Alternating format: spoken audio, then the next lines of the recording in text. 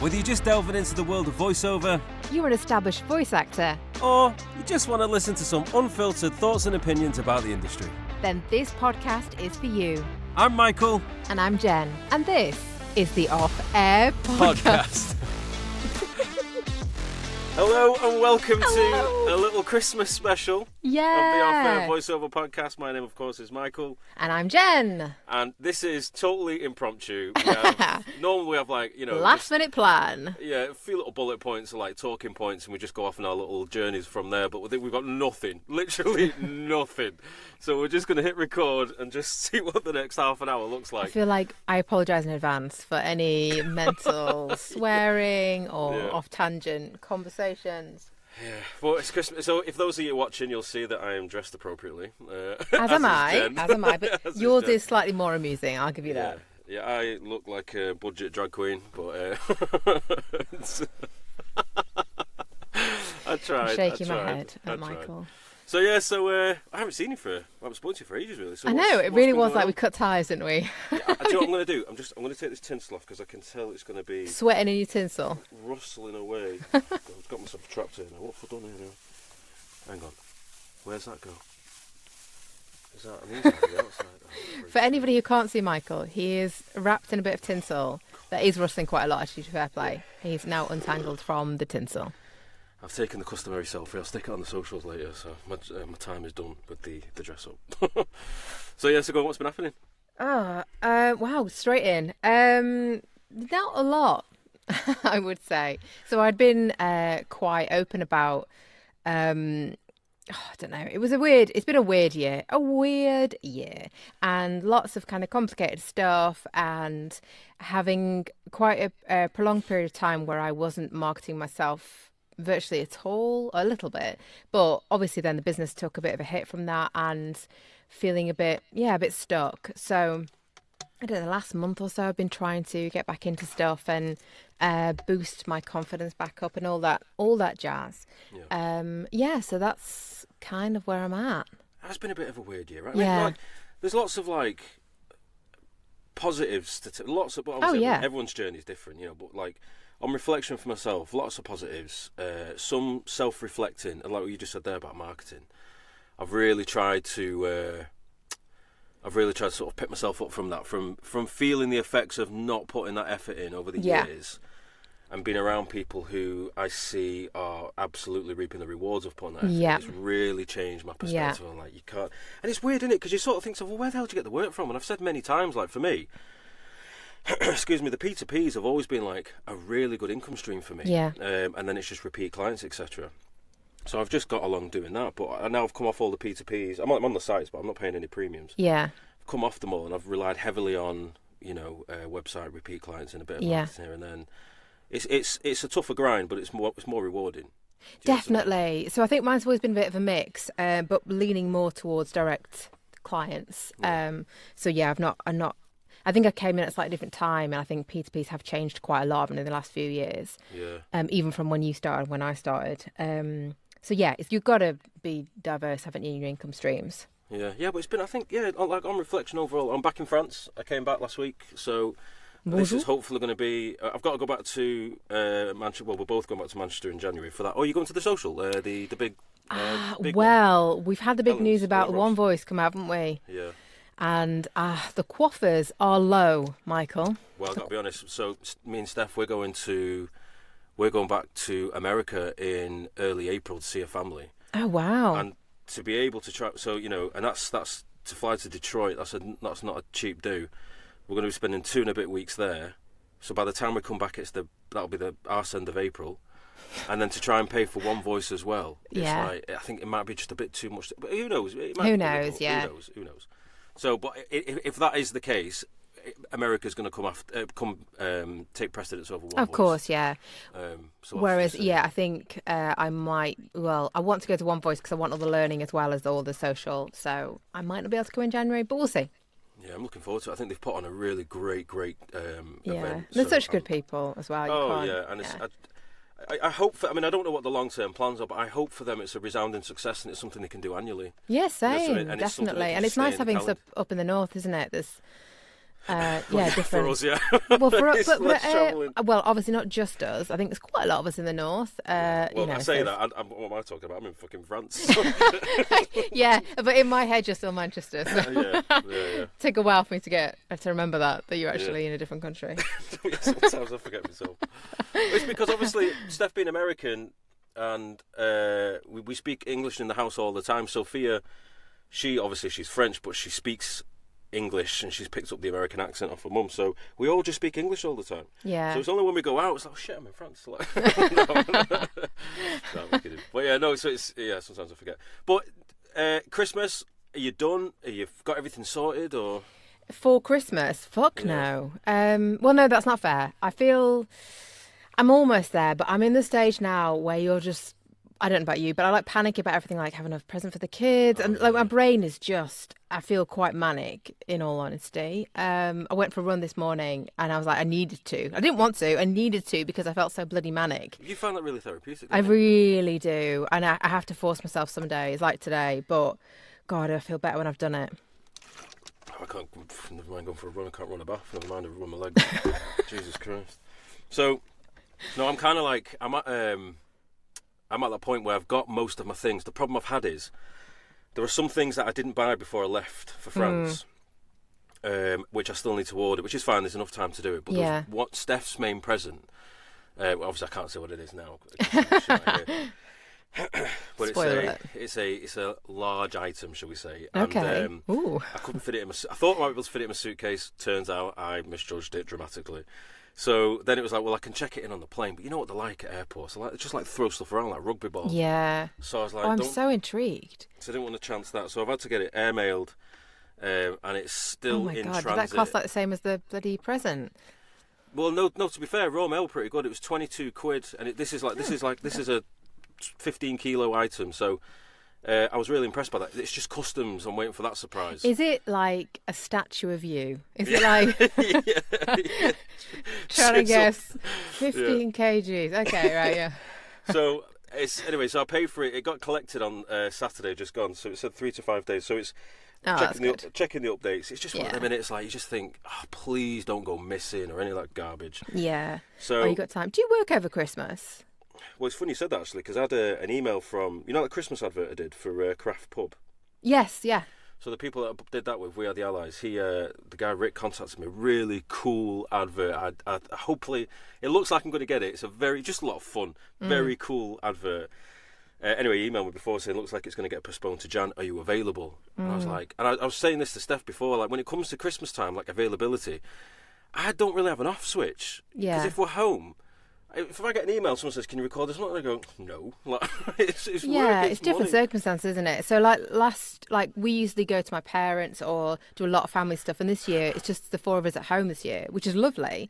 But I'm available, so I will be available apart from Christmas Day. But then nobody's going to contact you on Christmas Day. So, everyone's hopefully closed. The days around that, generally. Yeah. I mean, I know it's important to have some off.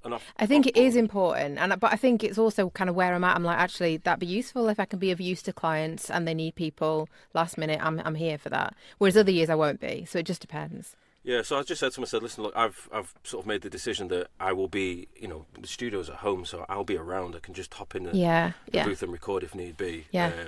So we'll see. But what also I found interesting during the Christmas period is how people reach out to their existing clients and stuff like that. So do you send out any newsletters? So I traditionally do a video. Oh, like a video message. Well, I did one in 2022. Yeah, I did one in 2022. Not like the Queen, because she's not allowed with this, but... Sorry, go on. No, I'm just talking about deceased royalty. You probably should carry on. Let's talk about dead people. Yeah. So I am very disorganised this year, but my plan is still to do that, but I would have to send it out like today or tomorrow. And the open rates they're not massive, but people do look at it, and it is a genuine, I want to wish them well, and I've not sent out cards. And no one's getting any gifts this year either. So it's not been my most organised of years.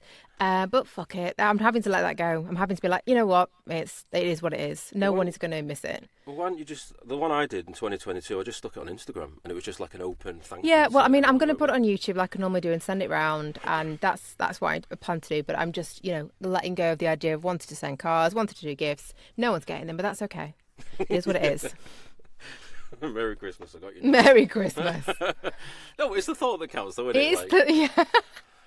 It's not like my clients are really going to miss a card for me, is it? They're like, oh, shucks, I've not got one from that woman.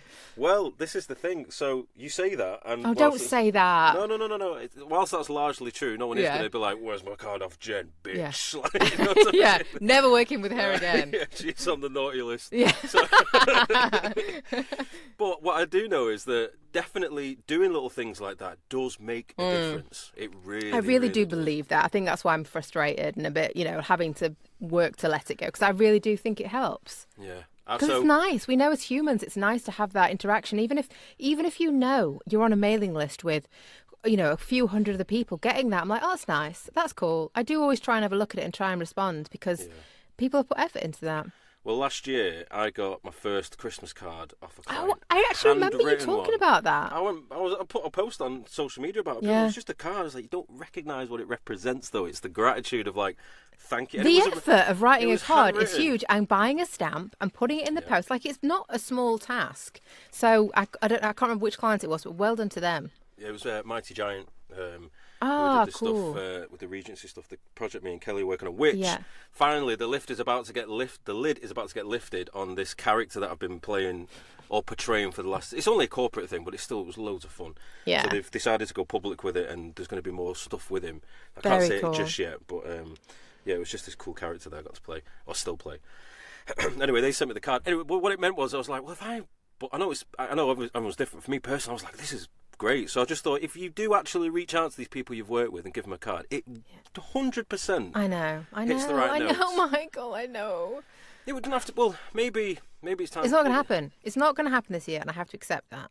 Well, you know what? Even just a personalised email, just to say, and I've done this to everyone I've spoken to so far. I've said, look, if I don't speak to you this side of Christmas, have a great Christmas and the New Year. We'll catch up in Jan. Yeah. And that alone is enough. You know what I mean? It's just courteous. But if you because I'm going to do it myself. I'm going to send out some emails on Friday. Excuse me, and I'm just going to say, listen, thanks for what we've done this year, etc. I look forward to the next. It makes a little difference. I know, yeah. I think it's important to do that. Yeah. So that's so that was something I've seen a few people around me do stuff like that, and some people are so good at it, and I think some people have like proper personalised cards and stuff and have huge respect. And I think next year I need to start thinking about it in like September time, so that I'm ready to go in November. It's just about planning ahead, isn't it? It's a lot, but it doesn't move, does it? We know it's coming every time. So that's for me for Christmas, I've got pretty much everything sorted. We're going to we've got Steph's friend staying with us for a couple of weeks, and we're going off to Strasbourg tonight. Oh, lovely. We're spending a couple of nights at the Christmas markets in Strasbourg, which I am really looking forward to. That's exciting. 'Cause it's like the old school, proper I've not been. traditional markets. No, I've never been. So, yeah, really looking forward to that. And then, so I just wanted to try and get a few loose ends tied up before we left, because obviously I wanted to make sure stuff was going to get delivered. So, and then that's that. Did you have last Christmas in France, or is this your first one? No, it was the first one. Yeah. Oh, because it was this time last year me and Steph met. Oh, God, I felt like you've been together longer than that. I know, it's just gone super quick.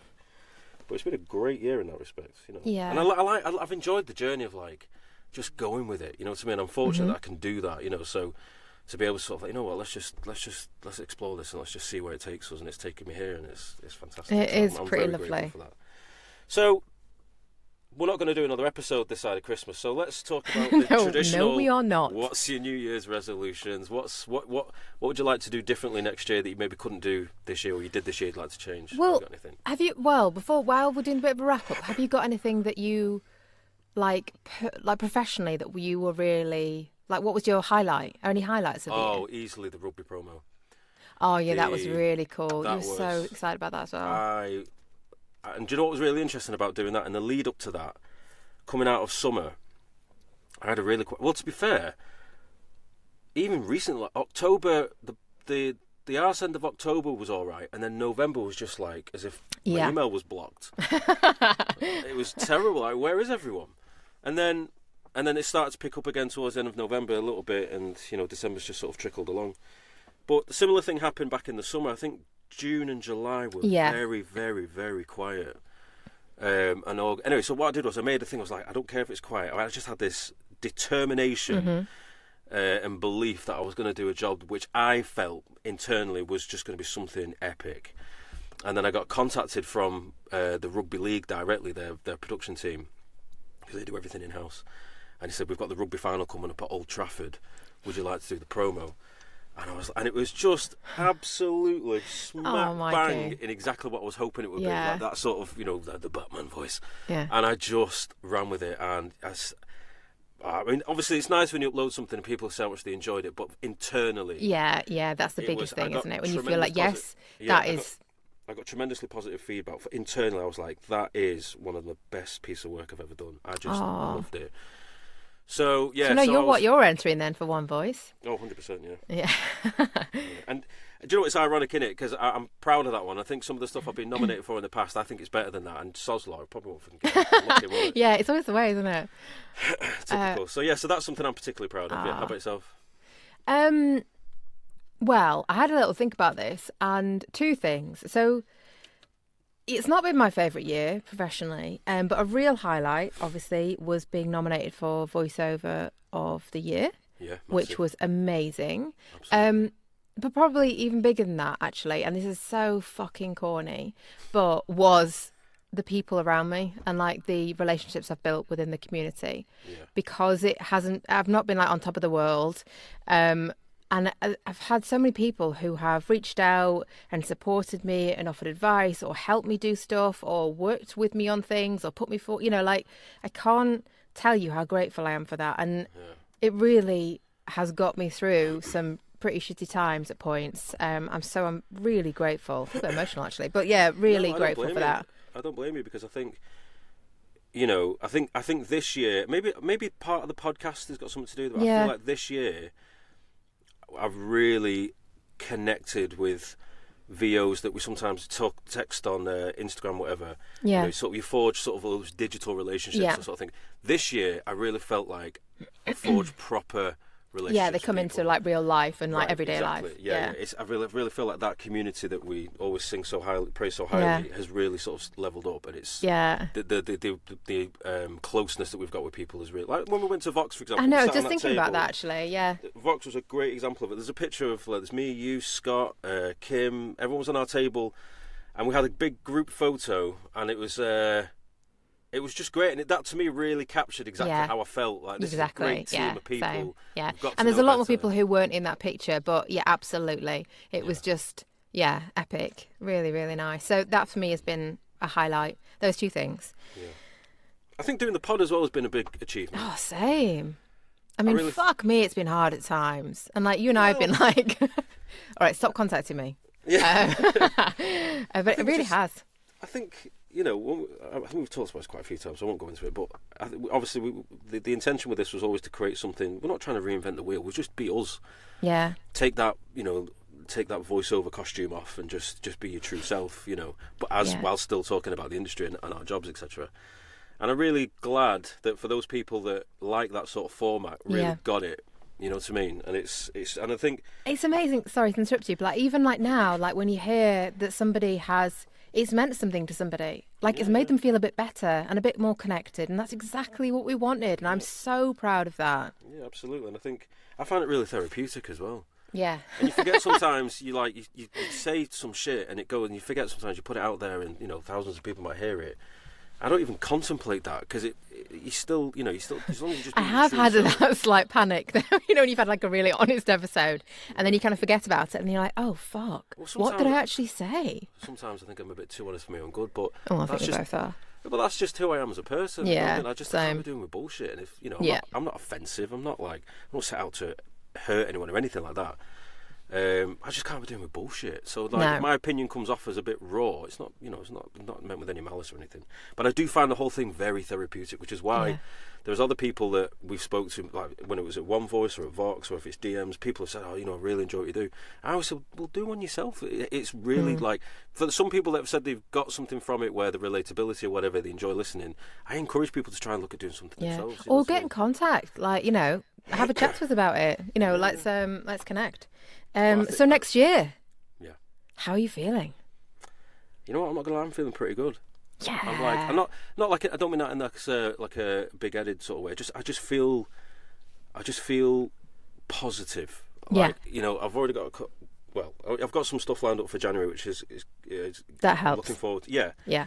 But the lineup aside, just my mentality going into work next year. I just feel I feel quite relaxed about it all. I feel like there's decent foundations that have been built that I've spent time with over the year, which I feel like they are quite solid now, and they're only just going to over time just get stronger. And I'm looking forward to the prospects of working out in France, because there's a couple of companies I've started working with who there might be some more opportunities. So it's just I'm feeling good. I'm optimistic. I am. That's so lovely. That's a really nice place to be. How about yourself? I'm kind of feeling optimistic. I'm feeling determined, because it has been a bit shit. And a lot of that is my own doing and my own mentality and stuff, and not feeling brilliant about myself. And I feel like I'm going to get some fucking systems in place, trying to get in some good habits and all that stuff. And I think if I am doing the whole consistent marketing, that will massively help, because it's about that respect and feel like you're doing yourself justice. And I think that's the biggest thing for me, is a frustration that I don't feel like I'm doing myself justice. Right. I've been extremely lucky to be nominated for awards and stuff, which is like, okay, brilliant. Okay, so I've got something there. I just need to be doing that consistently. And I want to push myself and be like, well, actually, what can I achieve? And so I think I'm always a bit like, well, what's next? And like, how do I, and try and take stock and feel appreciative, but also, what else can I do? How, what's next? Have you got anything specific that, like, is there like maybe a big objective you'd like to try and get closer towards? Like, for example, I would really love to try and tap into, I really want to get more involved in the audio drama space, desperately. I've always wanted to do that. But I've always really wanted to do something towards like TV narration, like those off the wall documentary sort of things, like like just the light-hearted, like the airport ones, like the camera falling around. I love all that shit. I can also see you doing like the grittier, like Disruption in Manchester, and I would love to explore that sort of work. That's a great objective. So it's there, but I don't even know which direction to put my first foot forward. So. It's breaking it down, isn't it? So if that's your objective, it's like working through it. And I feel like the next couple of weeks, I want to spend probably quite a lot of time working through that.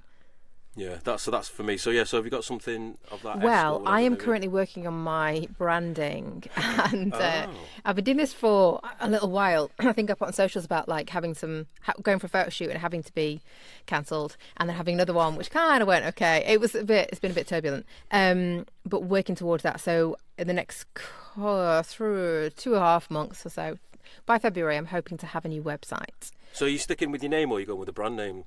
I'm sticking with my name, but it's the look and feel of it. So I've been working on my brand for a long time, like just by myself, and then getting some support with the visuals, and someone helping me build a better website, because mine doesn't reflect me very well. So I'm excited for that. And I know that you made great strides with your SEO over summer, didn't you? And I really need to do the same, because I am not being found via my website. Yeah, it's definitely not an overnight solution, but no, it's not. It's one of those things that you just need to keep chipping away at, and I'm resigned to that, the chipping away. But I feel like where I'm at now, I need someone to help review it, and because I don't feel like it's actually done properly. Right. I need somebody to kind of just check all the back end of it and all that stuff. So I'm hoping that'll be a strong start. I really want to carry on with my mission to do more character work, so mainly games, but also animation and audio drama. Just the character stuff that I love. So continue coaching in that, and big objectives. I've got some coaching with Emily Jardine in the beginning of February. Oh, she's amazing. I'm coaching with her at the moment. Yeah, so I love the whole coaching space. Do you know what? Honestly, I actually can see why some people get into coaching, because I adore this industry so much, and I love the nuances of manipulating words and scripts to get a different sound and stuff. One day down in the future, I would absolutely love to do something like that. But in the meantime, I'm enjoying. Going to be looking at working with different coaches myself, try and find, I think I've been a bit complacent. I talk all the time about how important it is to have a coach, but I primarily lean on when you're starting out, to help you with your journey. But I think, obviously, I always say coaching is important as you continue to grow and expand, because it's important to sort of keep teaching yourself stuff. But I've been a little bit complacent on it, so I made a conscious effort to really sort of change that. So, like, Tim was talking a lot about Darren Street. Yeah. I'd like to work with him. I'd like to try and do some coaching with and I'd like to try some coaching with Tanya. Like, I think it's important to sort of try different coaches, see their perspective. Yeah. Because everyone's got an opinion of who they like working with and who they've not enjoyed working with. But it's definitely a personal thing. Oh, 100%. I think we talked about this quite a lot before, haven't we? 100% personal. So one of the things I love coaching with Emily for, and I've not been doing it very long. But it's an opportunity as well in these sessions, whoever you're with, to play and get to do what you love doing. And, we spend a lot of time marketing and sometimes not as much time recording as we'd like. So actually getting to act and perform and work on that craft is such a gift. It's just a joy. And I come away from every session, and I had the same with Stefan Cornicard, but I did coaching with him, because I'm getting to act for an hour a week, whatever, how often you do it, and come away absolutely buzzing. So it's just, if nothing else, you're doing it for the love of it. Yeah, 100%. And I think it's being able to offer something more to my clients. Like, I'm not suggesting that I'm going to suddenly just become like a new like establish a new style of voiceover or anything, but I just want to I want somebody to listen and critique me and go, you think about this or think about, because if you don't know, how are you going to do it yourself? You know what I mean? It's understanding your own voice as well, and own capabilities, and pushing that a little bit if you can. But so I'm looking forward to that's exciting. Just get some coaching under the belt, get refreshed a little bit, get some fresh perspective, fresh ears, listening to myself. Yeah, be picking up on things I've missed and fine tuning certain elements. Yeah, and then I'm just a bit unsure about getting a new reel done, because what I do is I'm getting a new commercial one, hopefully. Well, I tend to do it every other year, because that's quite frequent. We've talked about this, haven't we? But it does seem quite frequent. Well, it's only because they cost best part of £500 a reel, and I don't think you need to get a fresh one done every year. So what I tend to do is new pieces and things. Yeah. So what I do is, so the last one was 23, and last year what I did was I just had a collection of radio ads that I did. Yeah. Had that put into a reel. And now for 25, I'd probably look to get another studio demo done. But this time round, if I'm going to do that, I might even look at writing my own scripts, because I think who knows you better than you? Yeah. And I think if you can pull together curate 5 or 6 scripts that you can absolutely leather it and be like fully in your comfort zone. God, you may as well go for it. And if you're working with a producer who can then offer little bits of feedback as well, and being like, actually, you don't need to do that, or you know what I mean? They can help shape it. So when I did my gaming reel with Martin Fisher last year, was it last year? That's Sonic Pond. Yeah, Sonic Pond. Yeah. I started writing some stuff myself, and I worked with Jess Nessing as well to write other ones. And it was really interesting showing Martin. He was like, "Yeah, but you're not writing a scene. It's just a tiny excerpt of a scene." So I kind of wanted to get, beginning, middle, and an end. And what's the the character's journey? It's like, no, it's just 10 seconds or 15 seconds of a clip, like midway through or a point. And I was like, oh shit, yeah. And I've written like these 1-minute monologues. Which is useful in itself to get into the character and all that stuff. But that's why I release things separately as well, so I could have longer excerpts, so I could kind of demonstrate that as well. Speaking of monologues, I definitely think we should revisit those scenes that we used to do. Yeah, I love doing that. Scenes. That was, and stick with that in the moment setting that we did. Like, we literally went on that site, monologueblogger.com. Yeah. found a scene, read it, we're happy with the format, yeah, bang, let's go. It was just total Sometimes I didn't even read it. It was like, I'm fine, let's just do it. Total sight read, no practice, no nothing. The sight reading is a good one to practice. Yeah, I think we definitely should do more of that because... Yeah. I've got so many objectives, like the commercial demo, I want to improve my general American, like it's okay, I want to make sure it's like on point. So many things I want to do. Do you know what? You made a good point there. I'm quite dismissive when it comes to accents because I always have this it is kind of a defeatist attitude where I'm just like, I'm not very good at them. And I still kind of stand by that, but I feel like I owe it to myself to go, okay, at least try and improve it. Yeah. At least try. Because, it's a good thing to have in your repertoire if you can flick on. Like, I always do like a standard generic American accent, and obviously Steph being American, she's like, where the fuck are you from? Oh dear. So, yeah. But it's like when Steph does English, it's always the Mary Poppins. Hello, like It's oh yeah, didn't she come on and do that one point? Yeah. It was like, it was funny. It's like the best of the podcast. But she has started picking up some more northern things. Like I say, but. So she's little things she's picking up on when she's saying things in more of a northern twang. But yeah, so accents definitely. I would like to. I think I owe it to. Well, let's do some monologues in our clients. General American. Yeah, let's practice. I'm not sure I'd want those to go straight up. We finish recording it. She'll upload it and delete. Yeah. And I'll be really proud of mine. You'll be like, nope. Yeah. So I kind of feel like it's just I think next year it's kind of more of the same, but bigger, better. Yeah, no, I need to calm down. Just maybe slightly more refined. Maybe try and actually try and. I mean, you don't need a new year and a resolution to. I like having objectives though. I think that helps me. Exactly. It's just having that. Yeah, it's drawing a line in the sand and being like, okay, yeah, that wasn't great, but. Let's, pull our big girl pants on and be like, here we go, start again. But you see, again... It's not starting again, but you know what I mean. I think perspective is important, because you said before, like, it's not been a great year for certain reasons, but on the flip side, I would say that, like, for example, that you've been hankering for one of these nominations for a while, and to get the big one... I've been hankering for this, what are you talking about? Well, you talked before about One Voice and stuff. Well, I've been nominated for other things. I mean, like the voiceover of the year, like the big one. That is never. It was never in my sights before. I have to say that's a hell of an achievement. So... Oh, I do. I think it's a massive achievement. I don't undersell that, but yeah, it was. I never thought it'd happen, so that's why it was. But yeah, always been. So is BAFTA though. So I've got a long list of awards I'd like to achieve in my life. Yeah, so I think stuff like that. I think on reflection, for yourself, like. There's definitely a lot of positives. I think it's keeping going as well. I think that's it's like, what, let's just keep going. And I have one of my problems, as you probably heard from my objectives I'm setting myself for next year. I go too big and be like, well, how are you going to achieve all those 20 different things? Actually, just focus on a couple and then really go for it. But I get excited. Yeah, same. Well, speaking of getting excited, should we just like? So we are going to do a season 3. We're doing a season 3. We are doing a season 3. Yeah. I did not know where you're going with that. I thought, you know what, I'm going to have to, So, I didn't either. It just kind of, did not go to plan. And your face went really weird, and I'm like, what is happening? Yes, season 3, woohoo! We're going to do, we love doing this so much, and we love, the, like, sort of, there's an entertainment side of it, where we like to have a bit of fun. We enjoy the feedback of other people enjoying it as well. But whilst we're not really going to change anything in general, we are I'm not going to say anymore, but we are going to mix up a little bit as to who we talk to. Let's put it that way. Yeah. Just to try and keep it fresh and interesting. And we're hoping to get it out spring, aren't we? So we hopefully won't have too long a wait, but obviously it depends on spring. No, we'll have it way before that. I'm being generic. That's, right. I think we're going to try and start mapping it out in January, aren't we? Yeah. I was trying to be vague. Yeah, I'm just...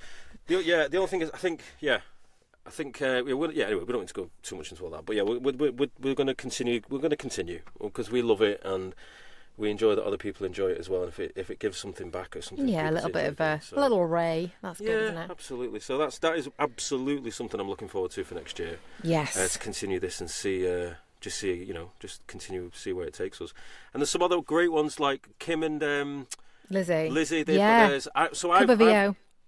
I've only listened to the first episode because I like binging stuff. Do you? It's like there's a new show on Sky called Day of the Jackal with I've Eddie heard Redmayne. Of it. Flipping heck, Jen, that show is excellent. We don't have Sky. I'd like to see it though. It's 10 episodes, but there was like next one every Thursday. I was like, oh, come on. I know, it's like old school, isn't it, when you're like a 1999? kid? Yeah. Ridiculous.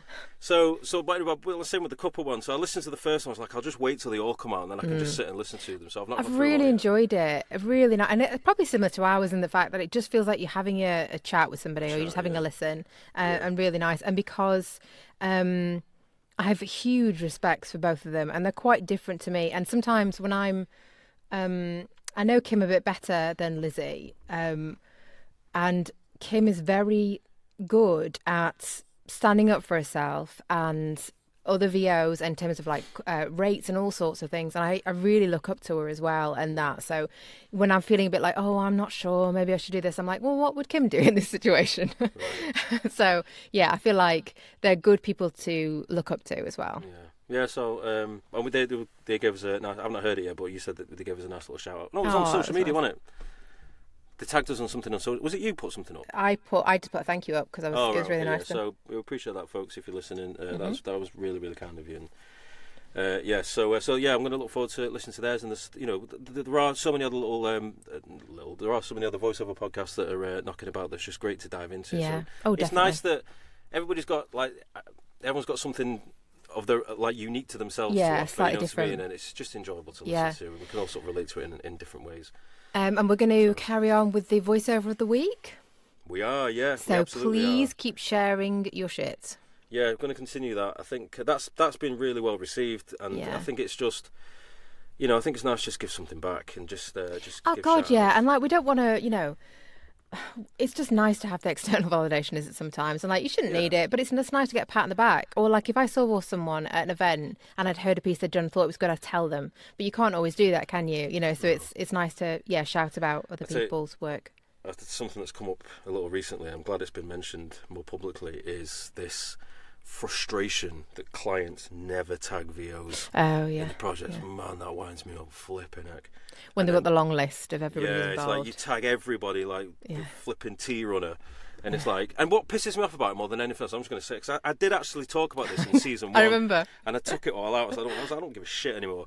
It pisses me off, right? Because as a consumer, as us as consumers, when we watch an advert, for example, we only consume 3 things, really. It's the actors on the screen, the music, and the voiceover. That's the only 3 things we actually consume. They guide us through the advert. Yeah, it's all visuals, isn't it? But yeah. Right. But and there's such a selection process on picking a voiceover. It's auditions, shortlists, blah, blah, blah. So if that much attention to detail goes in picking the right voiceover, why the hell does everybody get credited and not the voiceover?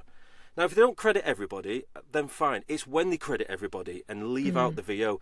And for the life of me, I cannot understand why. I really can't. Is it because it's not really something I've had, but like, do you find it's the same clients that do it? There are some habitual abusers of this problem. Okay. There are loads of companies like Doodle Do, for example. I love working with those guys. Yeah, the Caritas Salford advert we did in 2022 for Christmas with the Be Kind campaign that I voiced, and I got a nomination for that. Well, they got a nomination for their side of it, and I got one for the voice. And then it came back round. It was like around about the time it came out 2 years ago, and they reposted it and they tagged me and they put like really nice little. They're a good bunch, aren't they? Yeah, they're excellent. Yeah, and they put a nice. And I was like, it was. You didn't have to do that. No, that was the extra. It just makes you feel like makes you feel appreciated. You were part of something with other people, and that's what's lovely is you feel part of it, don't you? Part of the team, because we're so solitary. Like when you feel like you're collaborating something as a creative, it just it makes your heart feel happy. Yeah, so I'm not going to rant and rave too much, but I just cannot find any logical reason why we're getting. Let's ask some people. I would love if I mean I don't know if they'll listen to it, but if you happen to be a video producer or content producer that tags everyone and never tags the voiceover, just why? Well, yeah, let's definitely ask. Just I'd love to know. But anyway, no. So my point was Pierre Monbouche. Monbouche. He put a post about this on LinkedIn a couple of weeks back, basically saying, we love working on your projects. Would you be so kind just to remember to credit the voiceover as well, because it does help us, and it does. Yeah, of course Why it does. did I go down this road? I don't know, but I feel like you've been waiting a long time to say that, and maybe it's good. Before Christmas, it's been like a year or something. You've wanted to say that. Oh God, it's just also as well. Oh, that was it. Yes, because we do the VO of the week, and it's nice to give something back. That was it. Yes. God, do you know what? There's one of those most satisfying things that when you forget what you were talking about, and then you remember it, and you're like, oh, hallelujah. That is amazing. But yeah, no, sorry, he did this post, and he said, look, just please remember to. And it sounds like there's a really nice way of doing it as well, rather than being like, oi, dickheads. Yeah, me being like oi. Yeah. Oi. So he did it a really nice way. But he was right. It's because, like whenever I do work, I always tag the company that produced it, irrespective of whether I get a nod or not is irrelevant. I always still do it anyway. I don't always, because sometimes they're like, don't tag the end client in this, or like, it's right, okay. But yeah, sometimes it's how it is. So I just think in the sake, like we do the VO of the week, but it would be nice if production companies could remember to tag the voiceovers, because there's so many great pieces of work you hear, and the voiceover's excellent, and there's no and I'm always reference like, who it is, and it's like. Well, that's off my chest anyway. I've got to. And the thing is, 2024 and a high. I know full well every single voiceover who listens to this will probably agree with me. So. Yeah, what we should start doing then, as a community, if we see a post with where the voiceover hasn't been tagged, and you can't do it for yourself necessarily, you might not want to, but just say in the comments, "Oh, sorry, who's the voiceover for this?" Yeah, that's a really good shout, And we'll just work together as an industry to try and raise that. Will it look a bit bitchy? Because you can't. The problem with I think if you say it nicely, you say, "What an amazing ad! I love the voiceover. Can you let me know who it is, please?" Yeah, but see, this is the thing, isn't it? Like you can say it with that intention, but they're just words on a screen. They could interpret that in a completely different way. Well, I'm going to do it. If I see it, I'm going to ask. It's a great idea, and I think that is one way to instigate change. Yeah, 100%. That is a really good shout, and I think if more people do stuff like that. Inevitably, hopefully, hopefully over time it will instigate change, because they're so used to being called out on it that they'll just start doing it organically. That's actually a really good idea. All right, well, I think that might be a great way to leave it there. Yes. Finish it on a let's all gather together as a community and instigate change. Let's do that. Mikey, have an amazing Christmas and New Year. Lots of love to Steph, Ovs. Yeah, thank you very much. And yourself and your family, and have a great Christmas. And everyone listening as well. I'm going to give you a big cuddle. Yeah. Cuddle to friends. Digital cuddle, there you go. To everyone that's listening to us, we sincerely hope you have an excellent Christmas and New Year. Happy and healthy. And we'll see you back in 2025. See you in 2025, folks. Have an excellent Christmas and New Year, and we'll see you. Lots of love. Season 3. Bye.